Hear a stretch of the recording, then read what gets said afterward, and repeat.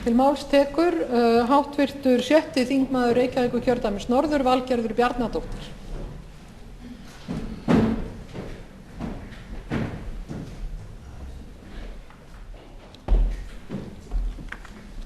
Virðulegi forseti, við ræðum nú alvarlegt mál, en fyrir hafa verið teknar grafalvarlegar ákvarðanir hér í þessum sal.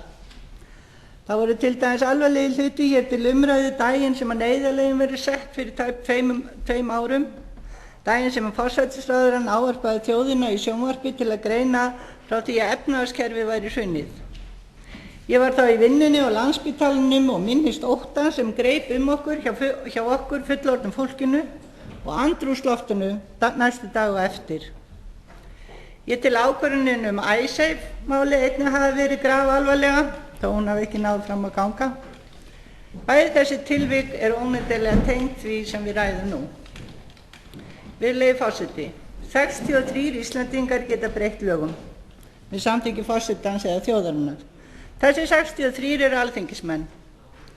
Lögum verður þó ekki breytt eftir á. Þess vegna dugar alþingismönnum ekki að segja að lög séu úrelt þegar reynir á að þeir fara eftir þeim. Ef lög eru úrelt munu dómstólar kveða upp það og væntanlega vísa máli frá. Það hlýtur að eiga við landsdóm jafnt sem aðra dómstóla. Að þessu sögðu vil ég segja þá skoðun mína að ég tel lögin ráðherraábyrgð og landsdóm ekki úrelt. Og sú skoðun mín styrktist við að hlusta á sérfræðinga sem voru gestir allsherjarnefndar nú fyrir helgina. Sérfræðingarnir eyddu einnig spurningum sem voru í huga mér hvort nokkur vafi léki á því að þeir sem hugsanlega eru kærðir fyrir landsdómi njóti allra þeirra réttinda sem tryggð eru þeim sem stefnt fyrir aðra dómstóla. Fyrir tæpum 2 árum hrundi efnahagskerfið allt. Bankarnir sem orðnir voru allt og stórir fyrir okkar litla hagkerfi féllu og drógu allt annað með sér. Þetta eru alvarlegustu atburðir sem orðið hafa á Íslandi í aldaraðir og þeir gerðust af mannavöldum. Ólíkt öðrum stóráföllum sem þjóðin hefur orðið fyrr í gegnum aldirnar. Þar til nú hafa allar alvarlegar búsifjar orðið vegna náttúruhamfara. Fólk hefur mist vinnuna og fólk missir heimili sín. Laun margra hafa lækkað og gengi hefur lækkað, vöruverð hefur hækkað, skattar hækkað og lánin og afborganir þeim hafa hækkað. Og svo búum við líka við gjaldeyrishöft. Allt verður þetta rakið til atburða sem urðu af mannavöldum, atburða sem hægt hefði verið að hafa áhrif á. Samt láta margir eins og það komið þeim á óvart að gripið sé til laga ráðherraábyrgð. Í plaggi framtíðarhóps Samfylkingarinnar sem kynnt var á landsfundi flokksins árið 2005 má meðal annars finna eftirfarandi með leyfi forseta. Margt bendir til að valdstjórn þá sem ríkir hér á landi megi rekja til þess að ráðamenn þurfi í raun ekki að bera ábyrgð á gerðum sínum.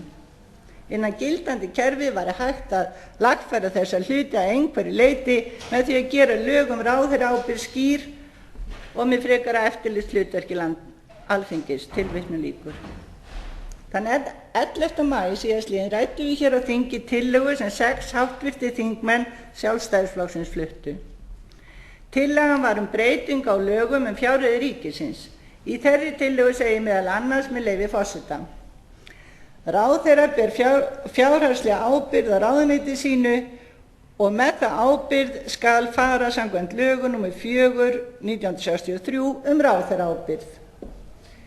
Ég leyfi mér virðulegur forseti að nefna þetta hér til að vekja athygli á því að lögin ráðherraábyrgð eru lifandi í hugum stjórnmálamanna, en ekki gleymd og geymt í grafhýsi eins og mér finnst að sumir vilji vera að láta þessa dagana.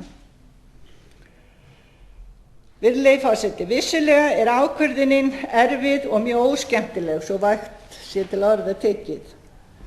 Þetta snýst fólk, þetta snýst einstaklinga, fjölskyldur þeirra og vinir, hefur verið sagt í ræðum háttvirtra þingmanna. En allt sem við gerum hér snýst fólk og einstaklinga, fjölskyldur þeirra og vini. Það er bara andlitslaust fólk. Hvaða hafa lögum sem skerða lífeyrisgreiðslur til aldraða eða öryrkja ekki komið illa við vini einhverja hér inni, jafnvel systkini eða foreldra einhverja? Kemur niðurskurður á menntakerfinu ekki illa við börnin okkar og barnabörnin? Hérna búum við til þær reglur sem allt fólk í landinu verður að fara eftir, líka við. Við verðum að fara eftir þeim reglum sem hér hafa verið settar, jafnvel þó þær komi illa við vini okkar og fyrrum samstarfsmenn. Það er mikil ábyrgð að sitja á Alþingi og það er enn meiri ábyrgð að sitja í ríkisstjórn. Það er svo mikil ábyrgð að sitja í ríkisstjórn að það gilda sérstök lög ráðherraábyrgð. Enginn getur brotið þeir lög nema þeir sem sitja í ríkisstjórn. Það er meira að segja kveðið á ráðherraábyrgðina í stjórnarskránni og þar stendur líka að Alþingi geti kært ráðherra fyrir embættisrekstur þeirra.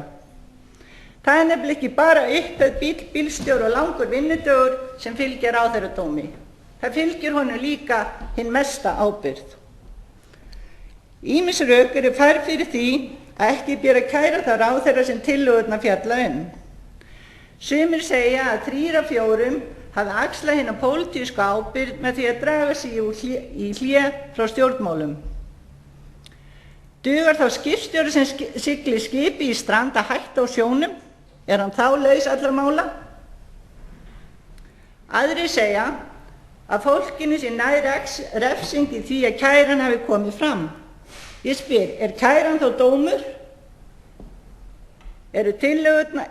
Ef tillögurnar eru felldar því það þá að Alþingi lýsi velþóknun sinni á embættisrekstri ráðherranna? Svarið við báðum spurningunum er nei. Ef tillögurnar eru samþykktar, þá er það ekki dómur. Þá er málareksturinn eftir fyrir landsdómi. Og ef tillögurnar eru felldar, þá þýðir það einungis að Alþingi telur að fólki eigi ekki að sæta ábyrgð fyrir embættisreksturinn. Sumir virða svo einfaldlega þeirra skoðunar, virðulegi forseti, að ekki eigi að nota lögin ráðherraábyrgð við þessar aðstæður og þess vegna ber að fella tillögurnar. 7 af 9 nefndarmönnum þingmannanefndarinnar komust eftir vandlega íhugun að þeirri niðurstöðu að ástæða væri til að nota lögin ráðherraábyrgð. Ég fellst á þessa niðurstöðu og ég tel að lögin hafi hlutverki að gegna. Ég er ósammála þeim sem halda því fram að verði tillögurnar samþykktar muni málshöfðun gegn ráðherrum verða daglegt brauð.